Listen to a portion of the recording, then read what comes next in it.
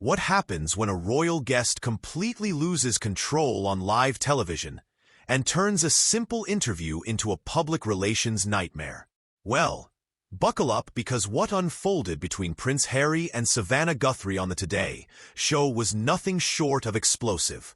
We're talking about a meltdown so spectacular that it ended with security being called and a guest being physically escorted from the studio. Before we dive into this incredible story, make sure you hit that subscribe button and let me know in the comments what you think really triggered Harry's outburst. The morning started like any other at the Today Show studios in New York. Savannah Guthrie had arrived early, as she always did, reviewing her notes for what was supposed to be a straightforward promotional interview. Prince Harry was scheduled to discuss his latest charitable endeavors and upcoming projects, the kind of feel-good segment that typically filled the show's lighter moments. The production team had been briefed that this would be a friendly conversation. Nothing controversial, just a chance for Harry to connect with American audiences about his work. Behind the scenes, however, there were already warning signs that something was off.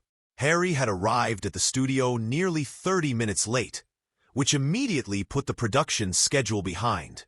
When he finally walked through the doors, staff members noticed his demeanor was unusually tense. Gone was the characteristic charm and easy smile that had made him a media favorite for years. Instead, he seemed agitated, constantly checking his phone and barely acknowledging the crew members who greeted him. The makeup artist later told colleagues that Harry had been difficult to work with, fidgeting constantly and making sharp comments about the lighting and camera angles.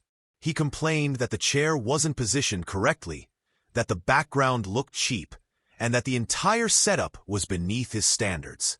When a junior producer politely suggested some minor adjustments to make him more comfortable, Harry snapped back with a comment about how American television clearly didn't understand proper protocol.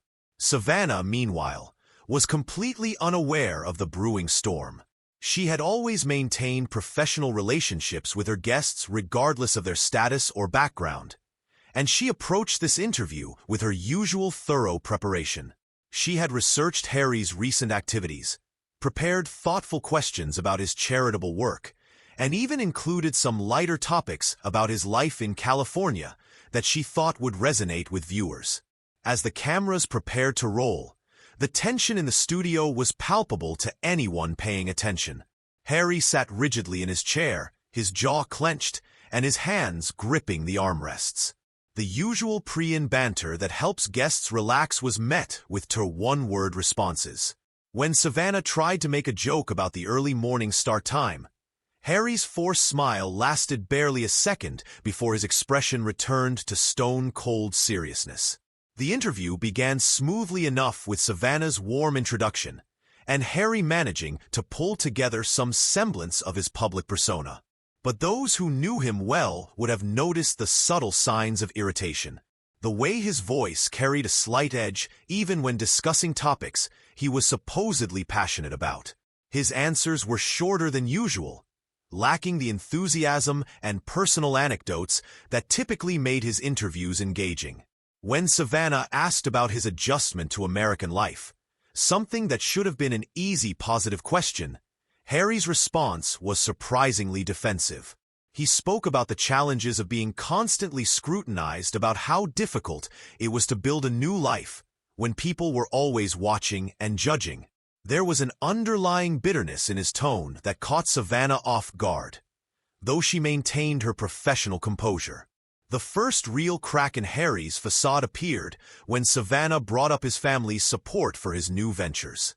It was meant to be a softball question, an opportunity for him to speak positively about his relationships and show his human side. Instead, Harry's entire body language shifted. His shoulders tensed, his eyes narrowed slightly, and for a moment he seemed to be calculating his response rather than speaking from the heart. His answer was carefully measured, but carried an unmistakable undercurrent of resentment. He spoke about having to forge his own path, about not being able to rely on others for support, about the loneliness of making difficult decisions without guidance. While he never directly criticized anyone, the implication was clear to anyone listening closely. Savannah sensed the shift in energy, but pressed forward, hoping to steer the conversation back to safer ground. But Harry seemed determined to use this platform for something other than the light promotional piece everyone had expected. When Savannah asked about his future plans, he launched into what could only be described as a barely veiled attack on those who had questioned his choices. He talked about people who claimed to care about him while undermining his efforts, about the hypocrisy of those who preached family values while abandoning family members, about the courage it took to stand up for what was right, even when it meant standing alone. The studio crew exchanged worried glances as they realized this interview was spiraling away from anything resembling the agreed-upon topics. Savannah, to her credit, tried multiple times to redirect the conversation toward more positive subjects, but Harry seemed intent on using every question as an opportunity to air his grievances. His voice grew more passionate, his gestures more animated, and his comments more pointed with each passing minute. When they cut to commercial break, Savannah leaned over to ask if everything was all right, if there was anything Harry needed to discuss off camera before they continued. But instead of appreciating her concern, Harry seemed to interpret her question as condescension. His response was sharp and dismissive, suggesting that perhaps American journalists weren't equipped to handle serious conversations about real issues. The comment stung, not just because of its obvious rudeness, but because it revealed a level of arrogance and entitlement that completely contradicted the humble, service-oriented image Harry had cultivated. Savannah maintained her professionalism, but those watching closely could see her jaw tighten slightly as she processed what had just been said to her in her own studio. As they prepared to return from commercial, the atmosphere had shifted dramatically. What had begun as a routine celebrity interview was now feeling more like a confrontation waiting to happen. Harry sat back in his chair with an expression that seemed almost challenging, as if he was daring Savannah to push back against his increasingly hostile behavior. The crew members could sense that something significant was about to unfold, though none of them could have predicted just how ugly things were about to get. When they returned from commercial break, Savannah made one final attempt to salvage the interview by steering toward what she hoped would be neutral territory. She asked Harry about his charitable foundation's recent achievements, a topic that should have allowed him to showcase his work in a positive light. But even this softball question seemed to trigger something deeper in Harry's psyche. "You know, Savannah," Harry began, his voice carrying a condescending tone that immediately set alarm bells ringing. "I find it interesting how American media always wants to focus on the feel-good stories while completely ignoring the systemic issues that make charity necessary in the first place. It's almost like you're more comfortable with surface-level conversations than addressing real problems." Savannah blinked, taken aback by the unprovoked attack, disguised as an answer. She had conducted thousands of interviews over her career, and was no stranger to difficult guests. But Harry's comment was so unnecessarily hostile that it caught her completely off guard. Still, she maintained her composure and tried to redirect. "Well, we certainly do cover serious issues here at Today," she replied diplomatically. "But I thought today we were focusing on the positive impact of your work and how viewers might get involved in supporting these causes." Harry let out a laugh that was anything but amused. "There it is again. You want to keep things positive, keep things light. God forbid we have an actual substantive conversation about why these problems exist in the first place. This is exactly what I'm talking about when I discuss the media's refusal to engage with difficult truths." The accusation hung in the air like a toxic cloud. Savannah felt her professional patience being tested in a way rarely had been before. She had built her career on asking tough questions and tackling serious subjects. And to be lectured about journalistic integrity by someone who had never worked a day in media felt like a slap in the face. "I'm not sure what you're suggesting, Harry," she said, her voice remaining steady, but with a subtle edge that viewers were beginning to notice. "We've covered plenty of challenging topics on this show, and I've always believed in asking the questions that need to be asked." "Have you, though?" Harry shot back, his eyes narrowing. "Because from where I sit, it seems like American television is more interested in entertainment than enlightenment. You want the celebrity, you want the royal connection, but you don't want to deal with the uncomfortable realities that come with it." The studio fell silent except for the hum of equipment. Even the camera operators, who had seen their share of tense moments, were beginning to shift uncomfortably. This wasn't just a difficult interview anymore. It was becoming a public humiliation of their host broadcast live to millions of viewers. Savannah took a deep breath, drawing on every bit of her professional training. "I think you might be mischaracterizing both this show and this conversation, Harry. We invited you here to discuss your work and your perspectives. If you have specific issues you'd like to address, I'm certainly willing to explore them." "Oh, how generous of you," Harry replied with unmistakable sarcasm. "You're willing to explore them, as if you're doing me some kind of favor, by allowing me to speak about subjects that matter. This is exactly the kind of patronizing attitude I've come to expect from people who think they're in positions of authority." The comment was so far over the line that even the most diplomatic response seemed impossible. Savannah felt her cheeks flush slightly, not from embarrassment, but from genuine anger at being treated with such disrespect in her own studio. She had remained professional through countless challenging interviews, but Harry was testing limits she didn't even know she had. "I'm not quite sure what's happening here," she said, her voice still controlled, but with steel underneath. "But I think we might want to take a step back and remember that we're having a conversation, not a confrontation." Harry leaned forward in his chair, his posture becoming more aggressive. "Are we having a conversation, Savannah? Because it feels more like you're trying to manage me, trying to keep me in my lane, like some kind of trained performer here for your audience's entertainment." "That's absolutely not what's happening," Savannah replied firmly. "I've treated you with nothing but respect since you walked into the studio." "Respect?"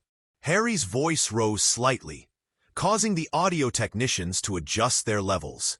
"Is that what you call it when you try to reduce everything I care about to feel-good television segments? When you dismiss serious issues as too heavy for your morning show audience?" Savannah could feel her patience finally beginning to crack. "Harry, I haven't dismissed anything. I've asked you thoughtful questions about your work, and instead of answering them, you've chosen to attack me and this show. I'm not sure what you hope to accomplish here today, but this isn't it." "There it is," Harry said with a triumphant expression that was deeply unsettling. "The real Savannah Guthrie. Scratch the surface just a little bit, and the professional facade crumbles. You can't handle being challenged, can you? You're used to guests who play along with your little format, who give you the sound bites you want for your highlight reels." The accusation was so unfair and so clearly designed to provoke a reaction that Savannah found herself fighting to maintain the composure that had served her throughout her career. She had conducted interviews with world leaders, covered major breaking news stories, and faced down politicians trying to dodge difficult questions. But something about Harry's entitled arrogance was pushing buttons she didn't even know existed. "I think you're projecting quite a bit here," she said, her voice carrying a warning that anyone paying attention would have recognized. "I've been nothing but professional with you, and I don't appreciate being lectured about journalism by someone who's never actually practiced it." Harry's eyes flashed with something dangerous. "Oh, so now we're talking about qualifications. That's rich coming from someone who probably got her job based more on her ability to smile at a camera than her journalistic credentials." The comment landed like a physical blow. It was sexist, dismissive, and designed to undermine everything Savannah had worked for throughout her career. The silence in the studio was deafening as everyone processed what they had just witnessed. Harry had crossed a line so clearly and so deliberately that there was no pretending this was anything other than a personal attack. Savannah's composure finally cracked, not into anger, but into something much more powerful, a cold fury that made her voice deadly quiet. "Excuse me? You heard me perfectly well," Harry continued, seemingly oblivious to the dangerous territory he had entered. "This entire industry is built on pretty faces and manufactured personalities. Real substance, real courage to ask difficult questions that's much rarer than you'd like to admit." "I think," Savannah said, her voice carrying a level of authority that made everyone in the studio sit up straighter, "you need to be very careful about what you say next." But Harry, either too arrogant or too caught up in his own sense of righteousness to recognize the warning, pressed forward with what would prove to be his final mistake. "Careful? Why should I be careful? Because I might upset the delicate sensibilities of morning television. Because I might say something that doesn't fit into your comfortable little world, where everyone pretends difficult truths don't exist." The transformation in Savannah was visible to everyone watching. The warm, accommodating host who had tried so hard to make this interview work disappeared, replaced by a journalist who had dealt with far tougher adversaries than an entitled prince having a public meltdown. "Let me tell you something, Harry," Savannah began, her voice cutting through the studio air like a blade. "I've covered wars, natural disasters, presidential elections, and Supreme Court decisions. I've interviewed heads of state, Nobel Prize winners, and yes, members of your own family who managed to conduct themselves with dignity and respect. So when you sit in that chair and suggest that I got my job because of my appearance rather than 2 decades of hard work and journalistic excellence, you're not just insulting me. You're insulting every woman who has had to fight twice as hard to be taken seriously in this industry." Harry's face went pale as he realized that his attack had not only failed to intimidate Savannah, but had awakened something far more formidable than he had bargained for. The woman sitting across from him was no longer the accommodating host trying to manage a difficult guest. She was a seasoned journalist who had dealt with world leaders and wasn't about to be bullied by someone throwing a tantrum on live television. "Now wait just a minute," Harry began. But Savannah held up her hand with such authority that he actually stopped talking. "No, you wait a minute," she continued, her voice gaining strength with every word. "You came into my studio, you were treated with courtesy and respect, and you've spent the last 20 minutes attacking me, attacking this show, and attacking American journalism in general. And for what? Because I asked you about your charity work. Because I tried to give you a platform to discuss the causes you claim to care about." The cameras continued to roll, capturing every moment of what was rapidly becoming one of the most explosive live television moments in recent memory. Harry sat frozen in his chair, apparently unable to process that someone was finally calling him out on his behavior with the same energy he had been dishing out. "You want to talk about substance? You want to talk about difficult truths?" Savannah pressed on, her years of experience as a prosecutor before her journalism career evident in the way she systematically dismantled his position. "Then let's talk about the truth of what just happened here. You showed up late. You were rude to my staff. You turned every question into an opportunity to air your personal grievances. And when I try to maintain some semblance of professionalism, you decided to attack my qualifications and suggest that I'm just a pretty face reading a teleprompter." Harry finally found his voice, but his response revealed just how far out of his depth he truly was. "You're putting words in my mouth. I never said—" "Oh, but you did say it," Savannah interrupted, her tone becoming even more pointed. "And you said it on live television to millions of viewers. You said it because you thought you could come in here and steamroll an American journalist the way you've apparently been allowed to steamroll people in other situations. Well, this isn't one of those situations, and I'm not one of those people. The production team watched in fascination as Harry began to realize that his usual tactics weren't working. His entitled behavior, which had probably been enabled by people afraid to challenge someone with his status, was meeting its match in a woman who had built her career on holding powerful people accountable. "I think you're overreacting," Harry said weakly, his earlier bravado completely evaporated. "I was just trying to have a meaningful conversation about serious issues." Savannah let out a laugh that was both incredulous and cutting. "Meaningful conversation? Is that what you call telling me that American television doesn't understand serious issues? That I'm more interested in entertainment than enlightenment? That I probably got my job based on my looks rather than my abilities? If that's your idea of meaningful conversation, then I'd hate to see what you consider an insult." The studio crew had never seen anything quite like this. Guests occasionally became difficult, but they had never witnessed someone so thoroughly and publicly dismantled on live television. Harry looked around desperately, as if hoping someone would rescue him from the situation he had created. But everyone's attention was focused on Savannah as she continued her methodical destruction of his credibility. "You know what the real irony is here, Harry?" she continued, leaning forward in her chair. "You came on this show supposedly to talk about your charitable work, your commitment to making the world a better place, your dedication to service. But what you've actually demonstrated is an incredible level of self-absorption, disrespect for others, and a complete inability to engage in civil discourse when someone doesn't immediately defer to your every opinion." Harry's mouth opened and closed like a fish out of water. He had clearly expected to be able to control this narrative, to use his status and charm to deflect any pushback. Instead, he found himself facing a journalist who was not only unimpressed by his title, but was actively holding him accountable for his behavior in real time. "I don't think I have to sit here and be attacked," he said, starting to stand up from his chair. "Sit down," Savannah commanded with such authority that Harry actually complied before he realized what he was doing.